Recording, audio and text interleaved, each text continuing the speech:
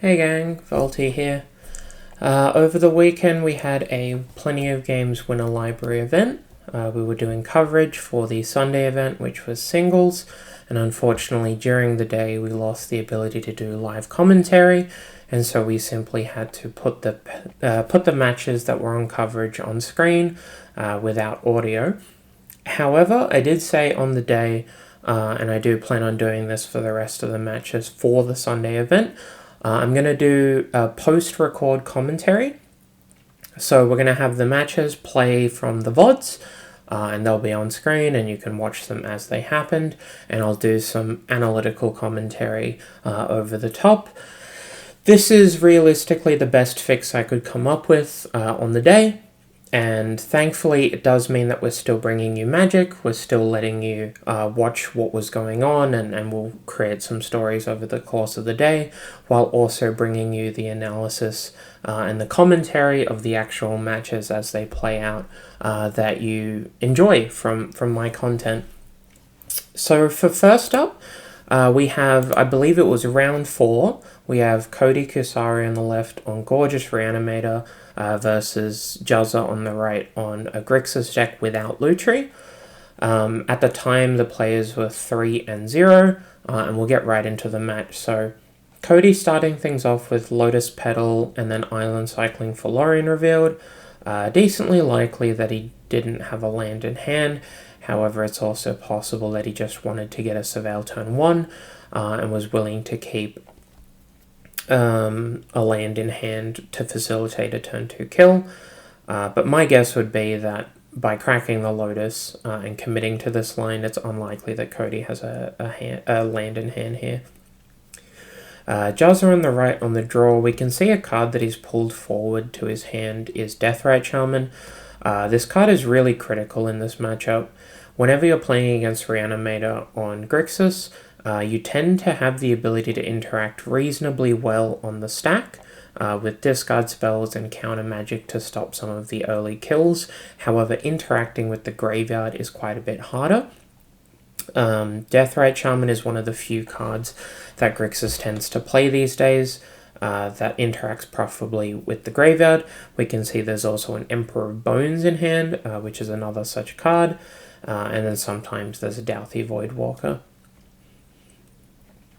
Following this, Cody has drawn and passed the turn, so definitely no second land here. There's a couple of different things he might be able to do with his 1 mana source in Juzza's end step, or in response to a spell. Could be Entomb, it could be a Vamp Tutor, can't remember the exact list, but we'll find out here as Juzza fires off an Inquisition of Kozilek. Now, if there is an Entomb, it will likely get cast in response to this. And there is an Entomb. Okay. Does Juzza have an interactive piece? He does not. He also notably... I don't know if he has a green source in hand. He has a Mystic Sanctuary, and I think that was a Watery Grave. I'm not confident it was a fetch land. Cody opting to bin Grizzlebrand here with the Entomb. And reveals Reanimate, Shallow Grave, Show and Tell, and Valgavoth. So pretty stacked hand. If you take the Show and Tell, you might be face up against Grizzlebrand, and Cody might be incentivized to go for it here. If you take Reanimate and Cody draws a land, that's still also bad for you. And again, I'm not confident that Juzza has a green source in hand. If he does have an untapped land, he can play the Emperor of Bones and exile the Grizzlebrand, which would make the land pretty light here. Although in saying that, the Show and Tell is still quite scary. Opting to take the Reanimate, not too surprised by this. Going to exile the Wooded Foothills and Dreams of Steel and Oil. So going to take the Grizzlebrand and the Valgavoth and exile both of them. Which means probably, yeah, it was a Mystic Sanctuary as the follow-up land. And Cody rips a Ponder off the top. That is an excellent draw. Finds a land that he will take and say go. Now, because it's a fetch land, Jazz is still not out of the woods. I mean, if it surveils a creature into the graveyard, it could be really bad news because of the shallow grave here. So Cody opting to crack the fetch, presumably getting a hedge, maze, or a mortuary. I'm not certain what surveil lands are being played at the moment. It's going to be a mortuary, so if this hits a creature, shallow grave is online. Fairly confident Jazz's hand is stone cold at the moment. And really relying on Dreadhorde being able to untap and cast Dreams of Steel and Oil. No, not Stone Cold. He found a Cling to Dust. Okay, he shuffled a Cling to Dust into his hand.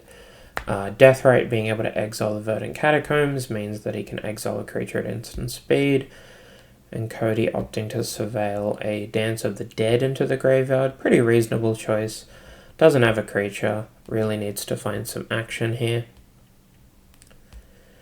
So big turn for Juzza right now. If he can get access to green mana, that probably locks up the game. And presumably there's a Trop in the deck. Dreadhorde Arcanist doesn't have a cantrip to cast, I think. Taking a C here. I don't think Dreadhorde has a cantrip. I think it was a Dreams of Steel and Oil, which currently could be a complete whiff.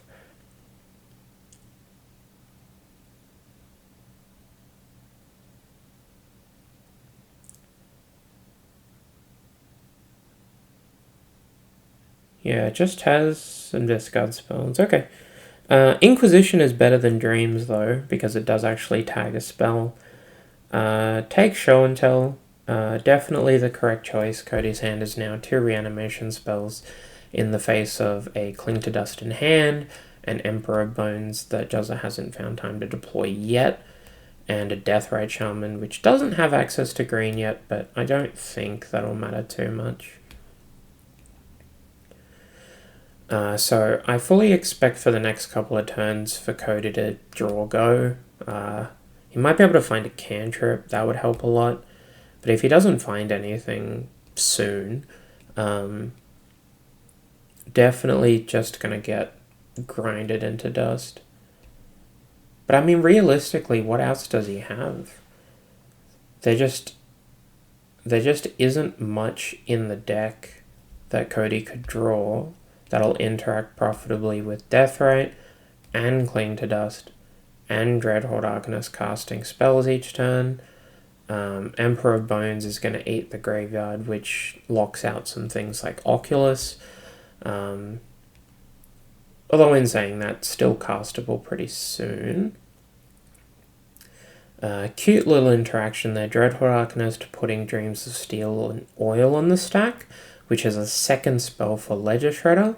This gives Juzza a Connive, and also the 1/1 counter that he puts on the Shredder will count towards combat damage here. So excellent sequencing, although realistically forced with how everything's going here. So Dreams of Steel and Oil on the stack. It's going to fizzle. Exile nothing from hand, nothing from graveyard. Do a bit of damage and Sego, presumably. Yeah. Cody found a Daze, so if Juzza taps too low with the intent of holding up Cling, I guess he could get got. But I don't know how often that's going to matter. Cody finds a Generous Hint, which is actually perfect in terms of going for something here. Because it's a creature that can go into the graveyard that also gives him a land drop for the Animate Dead. Huge draw. Unfortunately, it's going to be met by the Cling that we know about. I imagine Cody's either going to let this resolve or cast the Daze to pick up the Surveil land. Just opting to say that all happens. And I don't see a way out of this game at this point. I can't think of a sequence of draws that Cody could find. Although, in fairness, Juzza did bin Mental Misstep to Ledger Shredder, which means something like Brainstorm could maybe sculpt together enough to get there. Kind of surprised he binned Misstep.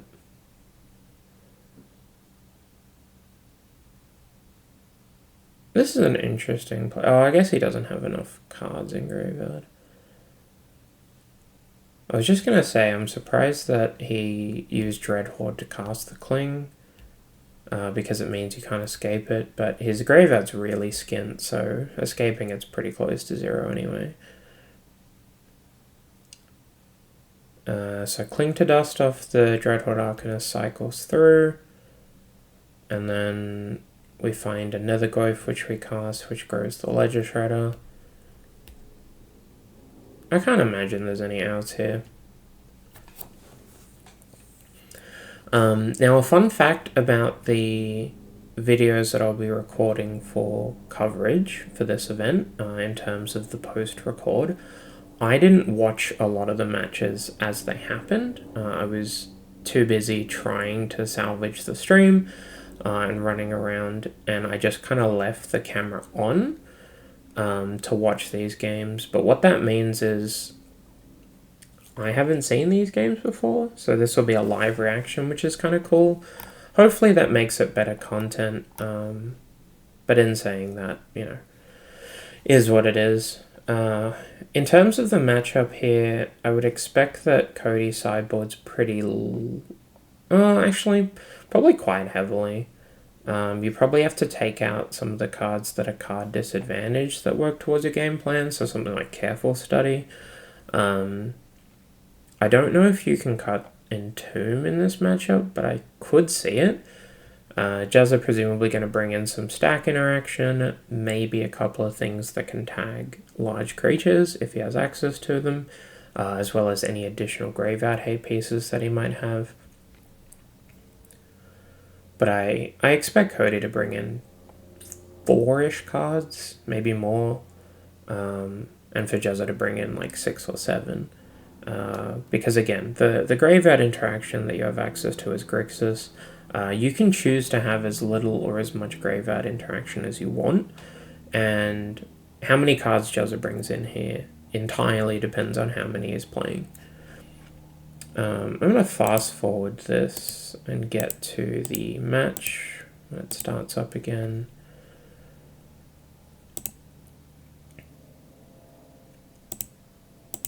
Alright, looks like we're shuffling up for game 2 here.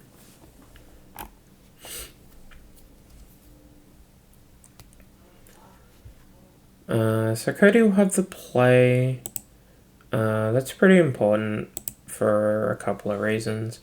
One, it gives him a window to win on turn 1, if that's possible, obviously. But more realistically, gives him an option to get under certain graveyard hate pieces that Juzza might have access to, that he would be playing on turn 1 that wouldn't work in certain spots.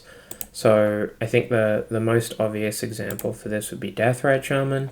The fact that it has Summoning Sickness is a big deal when you play it, and that could give Cody exactly 1 turn to reanimate something that's meaningful.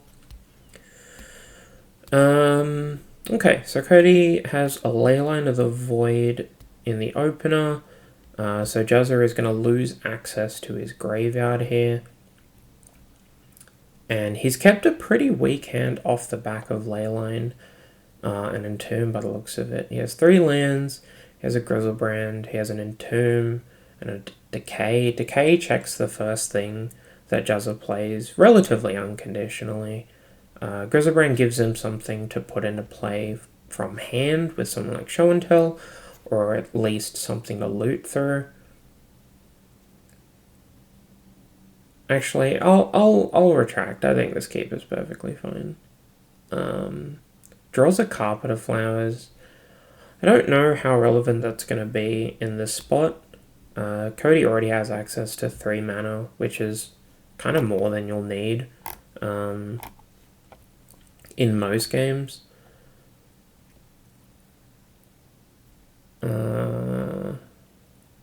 So Jazza's got a Ponder, Force of Negation, a Dreadhorde Arcanist. Gonna cast Dreams of Steel and Oil to tag the Griselbrand.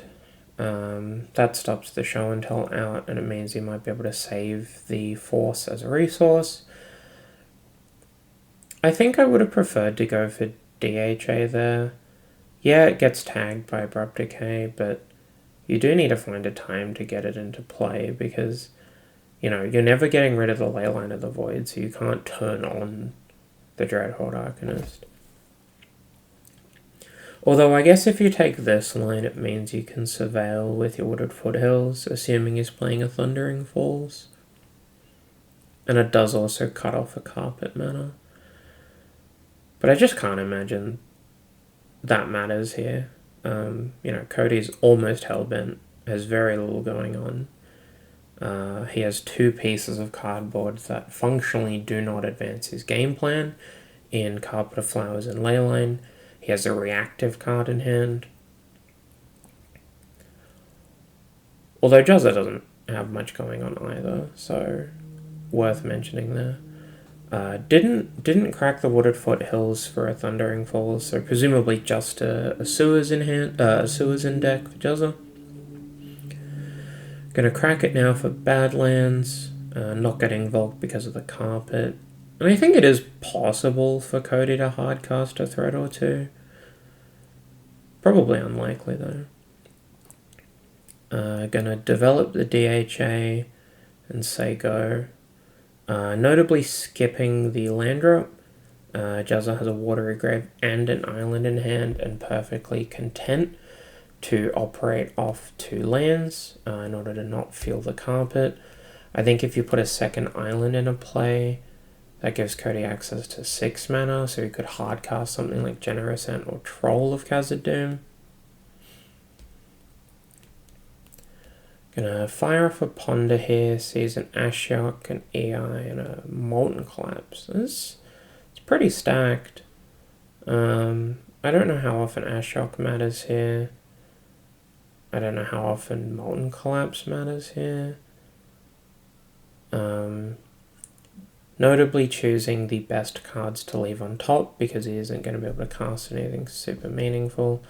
I guess he's going to use the Collapse to tag the Carpet. That seems fine.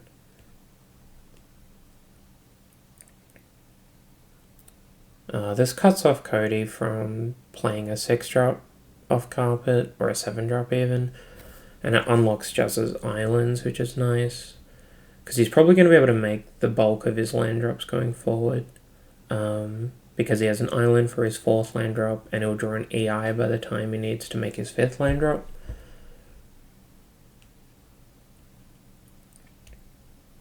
Cody got to thin the deck of a Bayou here. Not in love with that fetch. You're playing Brainstorm, you should probably keep the fetch.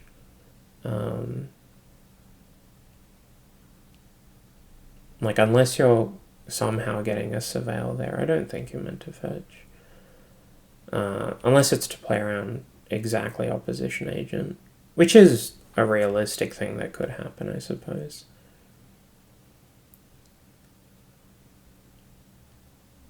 Jazz are going to go for an Ashiok here. If this resolves, it's going to tag Cody's Graveyard, which doesn't do anything, and it's going to mill him for 4 cards, because normally you would target yourself here and mill 4, but in the face of exactly Leyline of the Void, there's no reason to mill your own cards. So my guess would be that that this gets decayed, and it does. So Cody's unlocked his searching abilities, although he has lost the Entomb. Don't know how many are left.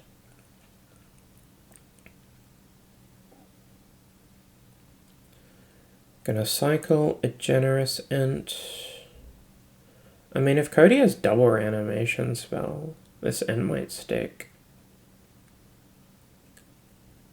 Because Juzza has Force Misstep, but he doesn't have a spare blue card. So if he needs to force, he loses the Misstep to tag something like Reanimate.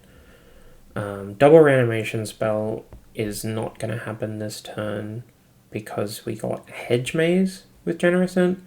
If we got Tropical Island, we might be able to go for something. I imagine this Animate Dead can't resolve, because there's like no universe that Juzza can beat a 5/7 Reacher. And the Emperor of Bones does let him tag the Ent. Curious to see if he cracks in for 5, or if he fires off AI. He might wait to fire off AI for when he has more mana. No, he's just going to go for it. Okay. Finds Bowmasters, Trop Days.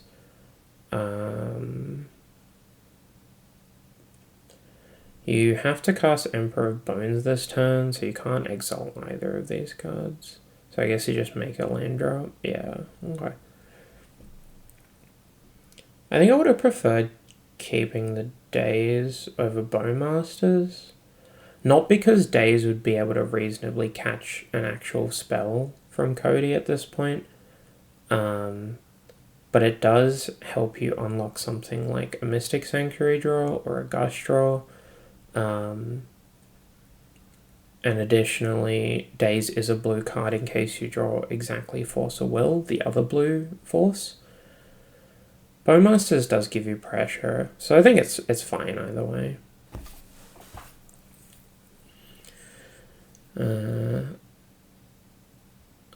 Untap, gonna tag the Decay. I assume we're making a Generous Ent, right? It's just like so much damage.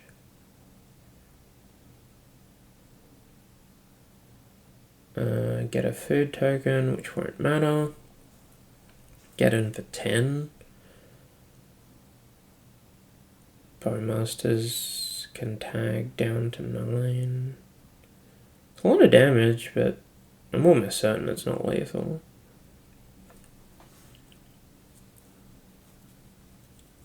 Stone of Eric, which shouldn't do anything. And then hold up Bowmasters, and the Ent will get exiled.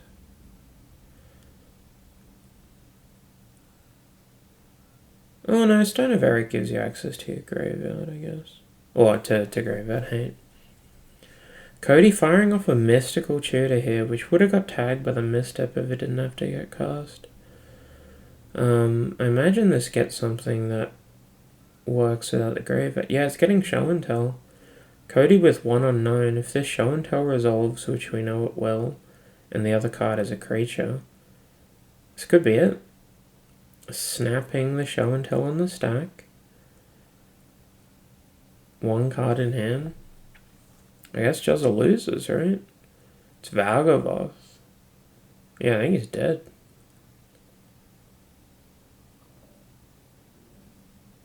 Notably, that carpet would have actually helped Cody hardcast this Valgavoth. It would have been a while, but it would have happened eventually. So Juzza gets a bit of damage in. I don't know how you beat Valgavoth here. You do have enough permanents. But his Molten Collapse is in exile. Snuff Out doesn't work. How many spells do you have that can actually kill a Valgavoth here? You might have like a sideboard Terminate. That would get there.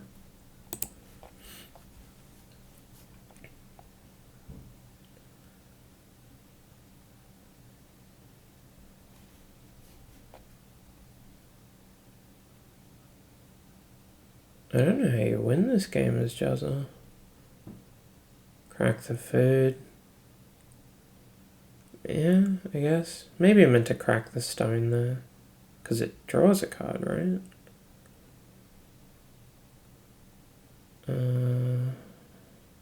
What did he draw? Is it a Lorien revealed? You just draw 3? Puts the Lorien under the Valgavoth? I mean, the Lorien's fine to put under Valgavoth because of the Bowmasters, right? They just jam Lorien. That's a good draw. Five mana in play, Hellbent, draw Lorien revealed. It's pretty good. I don't know if it's good enough. Bauble, Dismember, and an Undercity Sewers.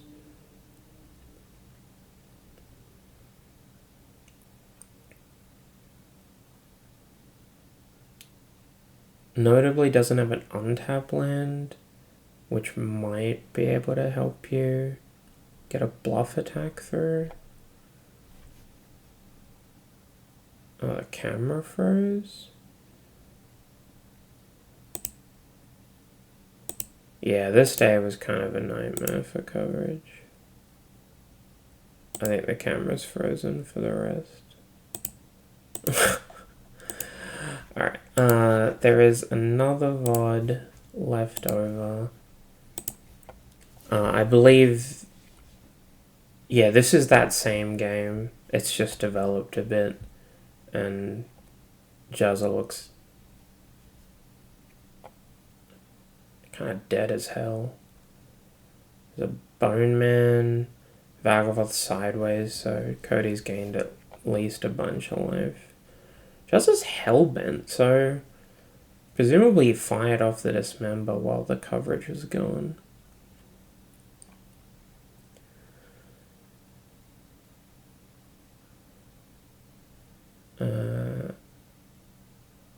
Untap, Cody's gonna draw a card from, I guess, a Bauble or something. Which will give Jazza a Bowmaster trigger. Draws a Cling to Dust, almost certainly too late here. You can put on a bit of damage, but how are you racing a Valgavoth? He can cycle Cling to Dust. There's exactly one card in a graveyard, and it is a spell, not a creature. So I guess you start with that. You fire off Cling to Dust and Show and Tell. See what happens. Does work. Draws a card. It's a Mishra's Bauble. Probably not going to do a whole lot.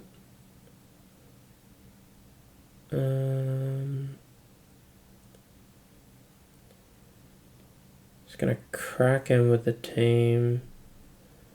Bone Man will block the Oppo agent. Trade, get some damage in. Just going to grow the Emperor to eat. Yeah, sure. Damage goes through. Valgavoth has several hundred bits of food. It's a Bitter Triumph on top of Cody's library, passes the turn. Jazza draws off upkeep and dies to Valgavoth. Yeah, that makes sense. So Show and Tell, really impactful there. Cody being able to Mystical Tutor for Show and Tell to get around Graveyard Hate. It's a pretty classic thing, to be honest. But definitely a sick draw, because Jazza did have a misstep and theoretically should have had Mystical Tutor checked. But because his Force Negation didn't have a spare blue card, he had to spend the misstep on the blue card. Which then meant MT Show and Tell just got through, just resolved, and then a Valgavoth was in play. And Jazza had like a bunch of permanents, none of which mattered. A little rough. So players are shuffling up for game 3 here. Unfortunately, this is the long VOD out of Sunday's event.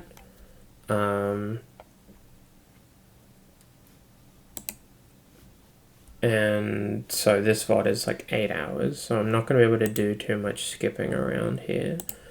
And the rest of the videos I record today will kind of be based off this.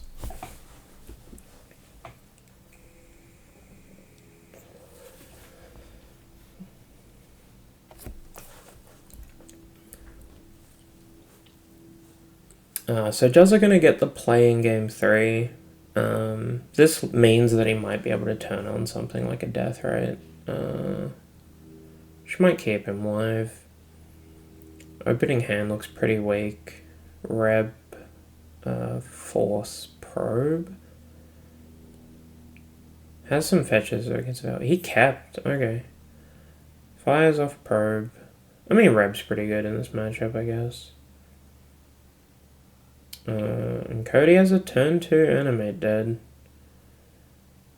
Jazza draws a Molten Collapse. So he has Force, no blue card. He has a bunch of lands in hand. He has Molten Collapse, which may not do anything. He has a Reb, which almost certainly won't do anything, considering Cody's hand is all black.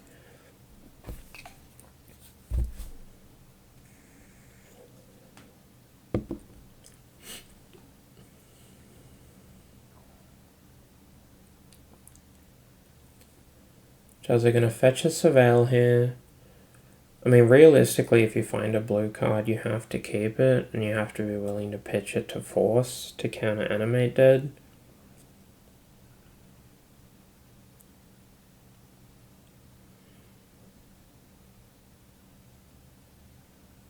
Kind of surprised he kept this hand.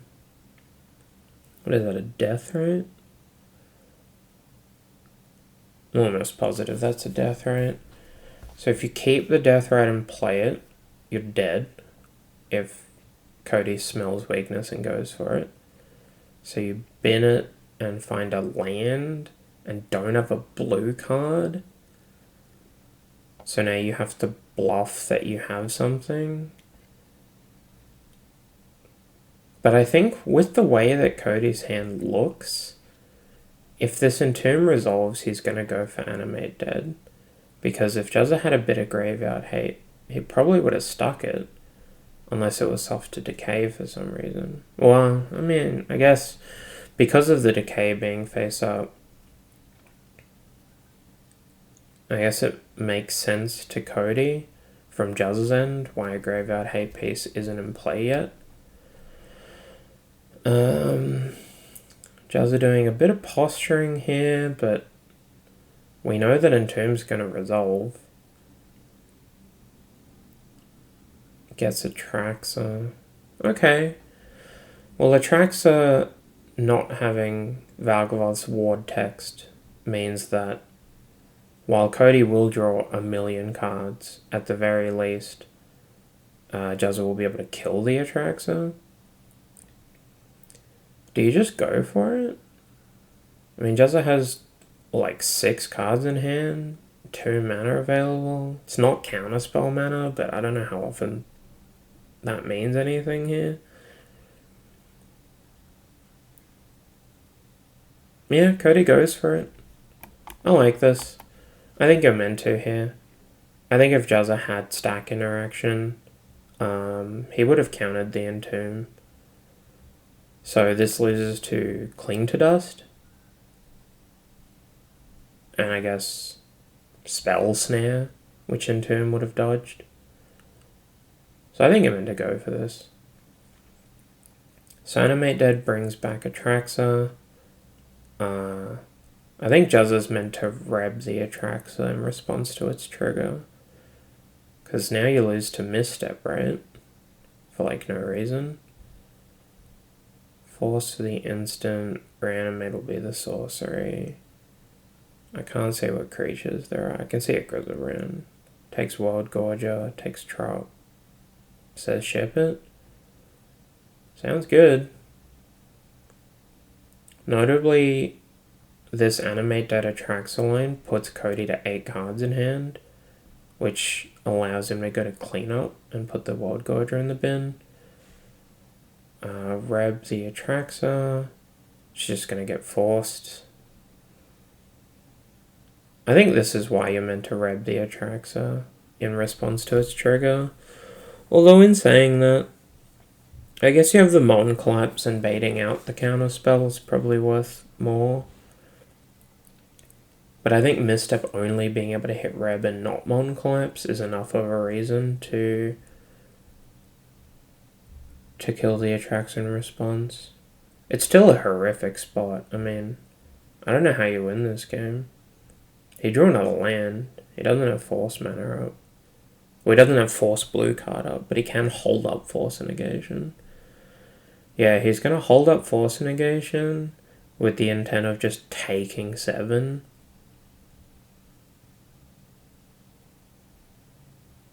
I guess that's respectable. Almost certainly better than Molten collapsing the Atraxa and it just coming back. Finds a blue card. So I guess you kill the Atraxa this turn. How do you win this game? Kind of weird that Cody would play the drop here over Undercity Sewers. He could have a 3-drop spell. Could be force negation, I guess. Gonna let that happen. Collapse clears the Atraxa, which buys Juzza like maybe half a turn. But Cody has a full grip.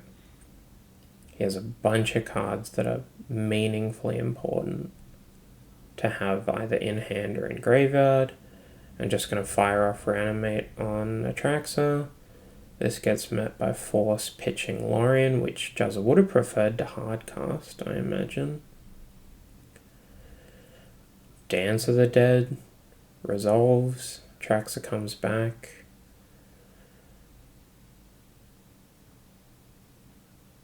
I mean, you're just never winning this game, right?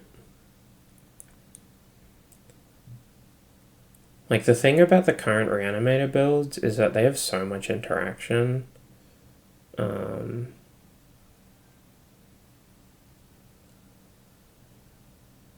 Oh, I think Juzza's scooping here, and he's just talking about the fact that he had Force blue card, but the blue card was Probe, and he just assumed he would draw another blue card. I mean, Juzza's being super animated. He's definitely conceding. And Cody revealing a hand. Alright, well, in that case, GG's. Cody wins round 4, 2-1 against Juzza by the looks of it. A little bit of frustration coming through, which I think is reasonable. I think it was a bit of a loose keep, but if you are going to keep that hand, breaking out on the blue card is really unfortunate. And keeping the Probe, well, firing off the Probe, is definitely the play, even though it is your only blue card, because of how the Reanimator decks work, and that you really do want to have as much information as possible when fighting them, because they have counter magic, they have a couple of bits and pieces of interaction. Well, in that case, that's the record for round 4. And I'll get to scrubbing forward to find round 5 and recording that. Hi everyone, Volty here. Today's video was brought to you with the lovely help of my patrons and donors who you can see up here on screen. If you would like to financially support the content, there's links down below, and you can make sure that if you're able to and you want to help support the channel, that you can do so. You'll also get your name visible up here on screen as well, which is very cool. If you are watching this on YouTube, please consider subscribing. It's free, it doesn't cost you anything, and it really helps out the channel a ton. And if you're watching this on Twitch, please consider clicking that follow button as well. The bell will let you be notified of when streams are going live, but otherwise that's it from me. I'll catch you all next time.